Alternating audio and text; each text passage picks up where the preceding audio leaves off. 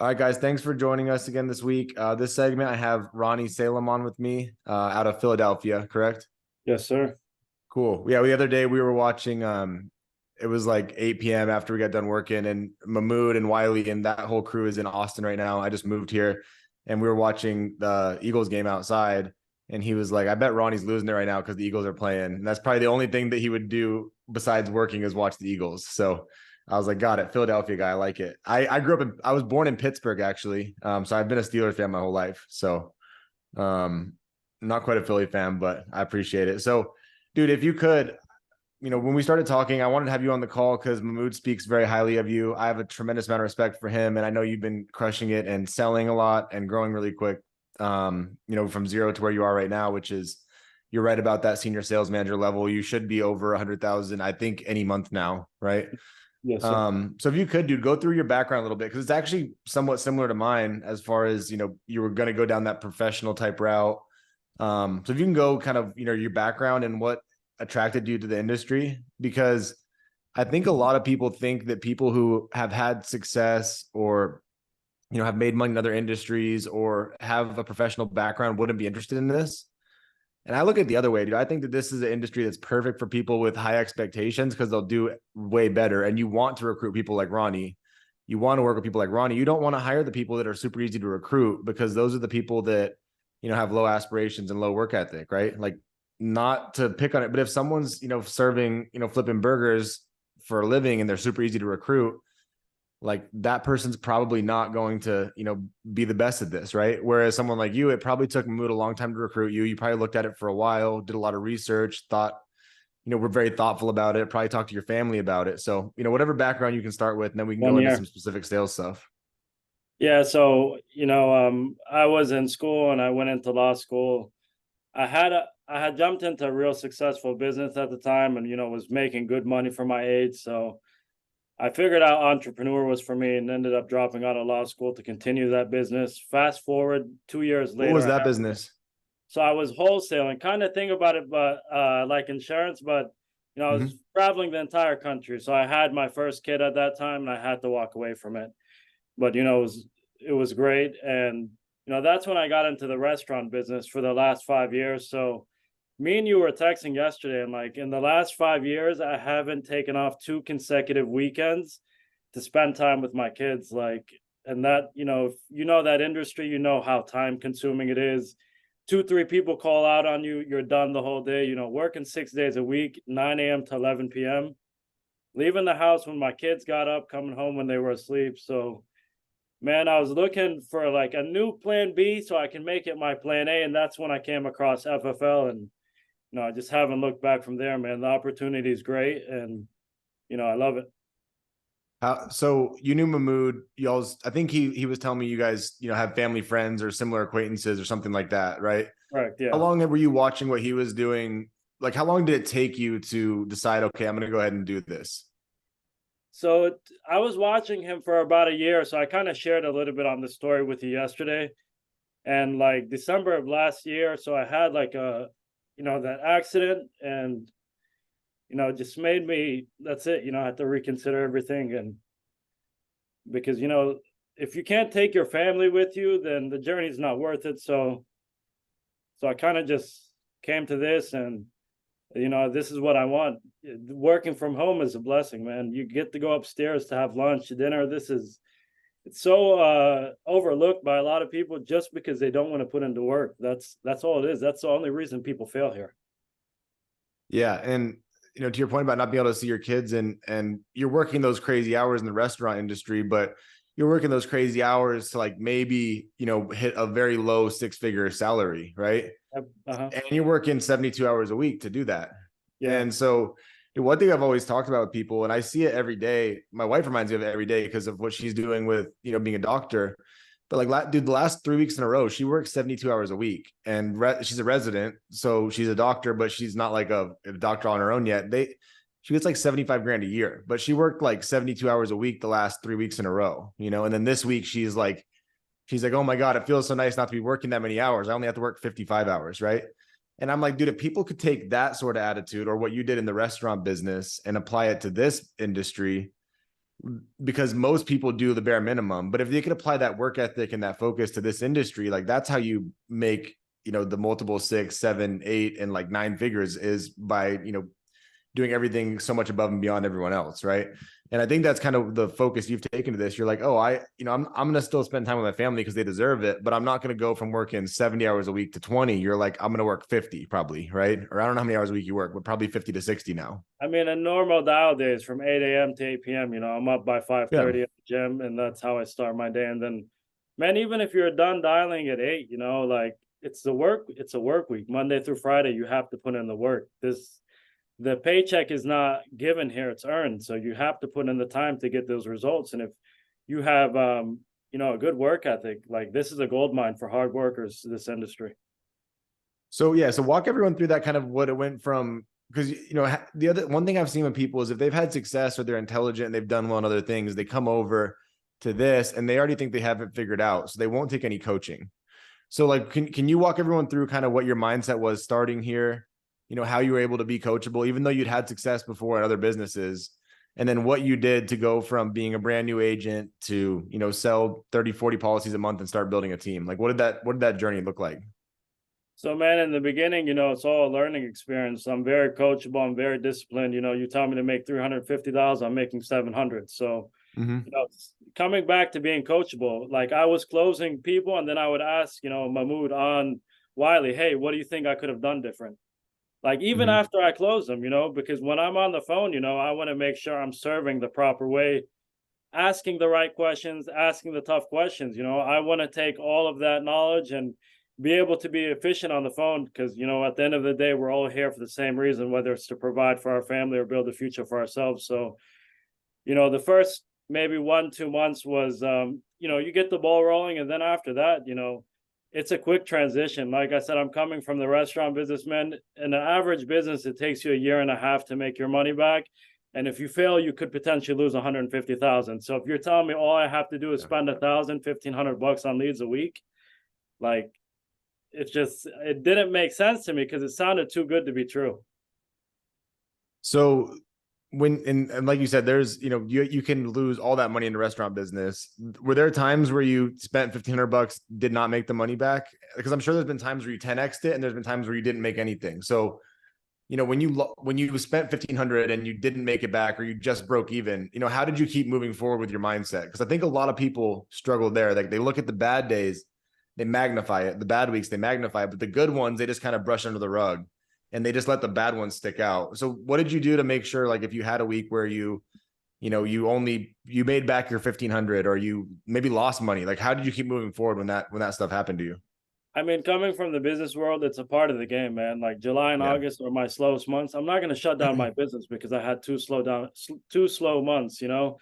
Car salesmen and realtors don't sell houses every week, so it's just a part of the game. If you have, I might have one bad week, but I'm not going to have a bad month, and that's kind of my mindset going into every morning. Every morning when I wake up, I just hit the reset button. So it's Yeah. a new day. I'm talking to new leads. It's new people. I can't get the same result. You do the same thing if you have a really good week? Because, dude, that's what I would always struggle with. Like, I'd have a good week, and then I would start to think. I remember early in my career, like, I'd have a really good week, and then I'd go, "Oh, dude, I'm the best insurance salesperson of all time," And then I would get humbled the next week because I would stop doing all the little things that like led me to have a good week that week.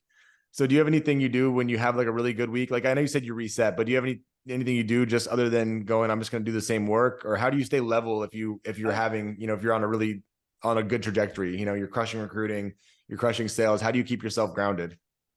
I mean, honestly, just like if I have a good week, maybe I'll add like if I did 20 that week, I'll add 5 families the next week, just because I'm in competition with myself. Yeah. Every week I'm trying to get better. I'm trying to set the tone for my guys because when you're leading by example, man, your guys love that. That fires them up when they see you do, like last week, I did 10 families in 24 hours. The guys were going crazy. That's what your team wants to see. You got to be in the trenches with them, setting the example and showing them that they can do more, by doing it yourself.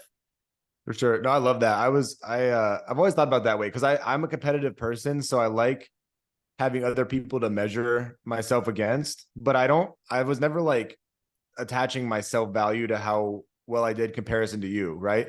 Like I would see what you were doing and I'd want to get there and be able to beat you, but then I would measure like how I felt about myself based on if I had made improvements over myself the previous week or the previous month, the previous year, you know? Because I hear a lot of times people say like, oh, comparison is the thief of joy, which I think is true, but I also think it is good to have people that you compete with and that you run against and that you want to get better than, you know? But I just don't think you should measure yourself, like your self-worth based on what they do, right? Yeah, 100%. But yeah, like I think it's good to be competitive. I remember when I was in the field still, like Easton and Jake were selling a lot of insurance, and I was like, and I'm building, selling, but I was still gonna make sure I was selling more than them, you know. And then luckily, I got out of the field just before they got really good. Otherwise, they would have smoked me. But you know, like you said, if you keep pushing, even when you don't have to, your team will keep running with you. So, um, I'd love for you to share with everyone. You know, obviously you're doing 100% telesales. What are a few, things you think you do on the phone, either word track wise or things you do to set up your appointments the right way that really help you, establish A, what a good appointment will look like, and B, set the right structure so that you're able to close that person and establish trust on the phone right away? I mean, so the number one thing I always tell new agents, if you're doing telesales, if you can't master the first 90 seconds, you're doomed, you know? If you Mm-hmm. can't get around, I'm not interested. I thought it was free. So, I mean, honestly, all objections are the same. I treat them the same way. It's the AAA method: agree, ask, attack. So, anytime I get an objection, I'm only responding one or the other way. It's for every objection, it's either perfect or I completely understand it. Then I go into it from there. Good things to build credibility while you're on the phone is knowing the little things like medications. That stuff goes a long way because you sound really like you know what you're talking about when you know the medications, you know the medical Mm-hmm. conditions.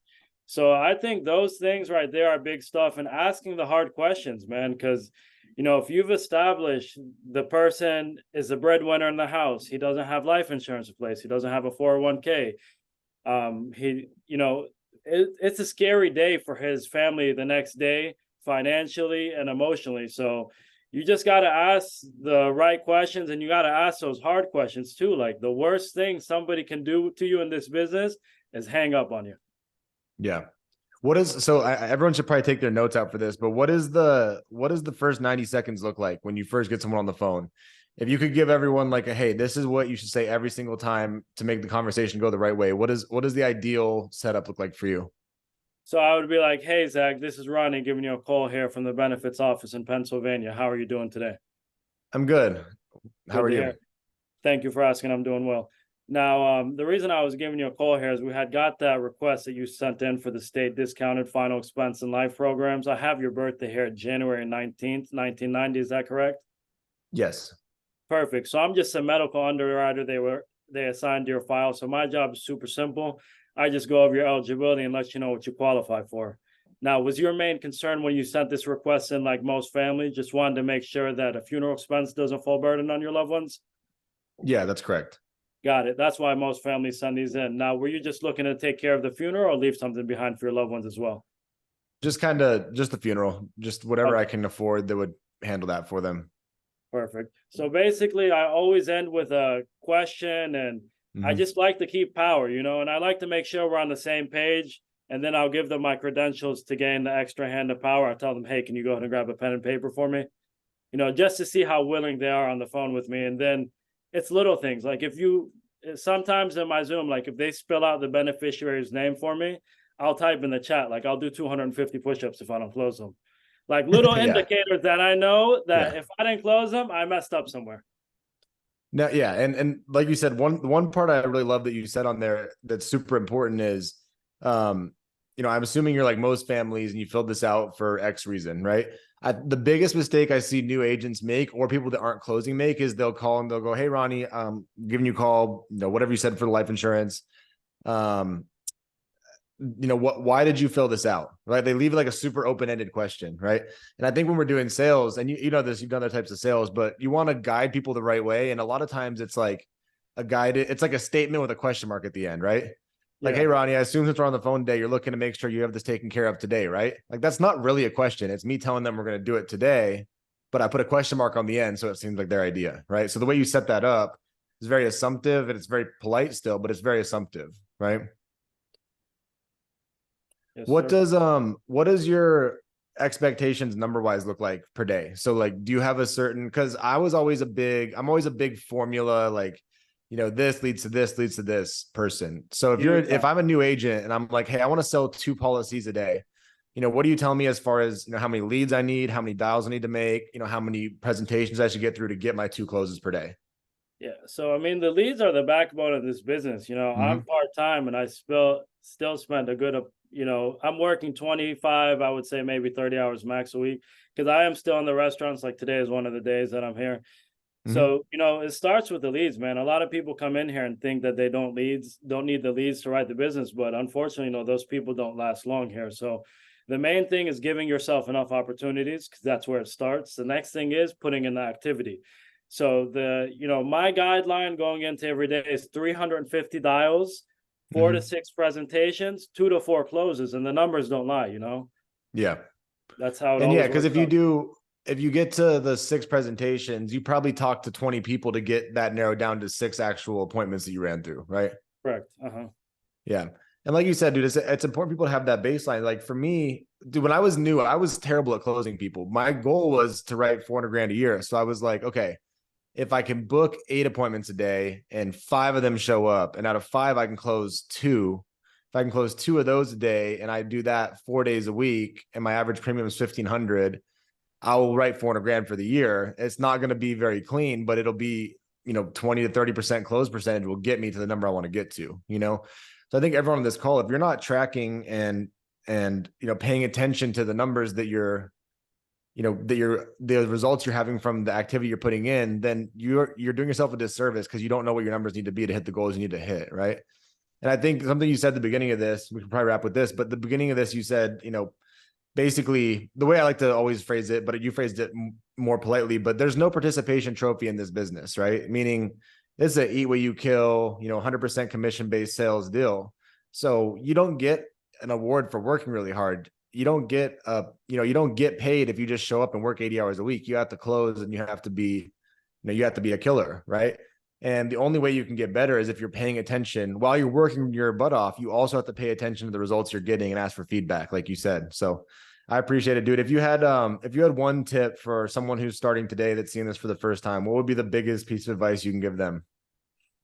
I mean, just put in the work in the beginning, and honestly, this is a life-changing event. This is a life-changing industry. It's changed everything in my life. I have a lot more time for my family, and this is where I want to be. It's just I was missing the vehicle the whole time, and family first life was that vehicle for me. Well, no doubt, dude. Hey, we're just super glad to have people like you to work with and to partner with in business. And the more great people you can get around, the better. So thank you for being on, man. Appreciate you spending time with us today. Yes, sir. Thank you for having me on, man.